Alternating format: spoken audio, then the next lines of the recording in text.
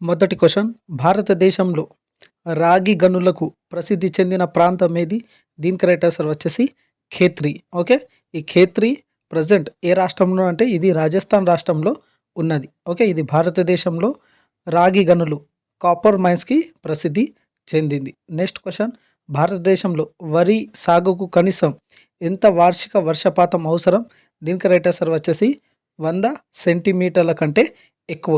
Okay, భారతదేశంలో వరి ఎక్కువగా పండించే రాష్ట్రం ఏదంటే ఏది? వెస్ట్ బెంగాల్ రాష్ట్రం. ఓకే, ఇటీవల సువేందు అధికారి వెస్ట్ బెంగాల్ యొక్క నూతన ముఖ్యమంత్రిగా నియమించడం జరిగింది. నెక్స్ట్ క్వశ్చన్, జయ, పద్మ మరియు కృష్ణ అనేవి ఏ పంట యొక్క అధిక దిగుబడినిచ్చే రకాలు?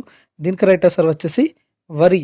ఓకే, రైస్ యొక్క ఏవి రకాలు? ఏది? Jaya, Padma, Krishna. Okay, next question, ప్రణాళిక సంఘం భారతదేశాన్ని ఎన్ని వ్యవసాయ శీతోష్ణ స్థితి మండలాలుగా విభజించింది? దీనికి రైట్ ఆన్సర్ వచ్చేసి 15 మండలాలుగా విభజించడం జరిగింది.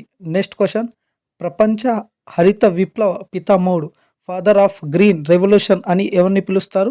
దీనికి రైట్ ఆన్సర్ వచ్చేసి నార్మన్ బోర్లాగ్ను ఫాదర్ ఆఫ్ గ్రీన్ రెవల్యూషన్ అని పిలవడం జరుగుతుంది. ఓకే, ఇండియాలో ఎవరిని పిలుస్తారంటే ఇండియాలో ఎవరు?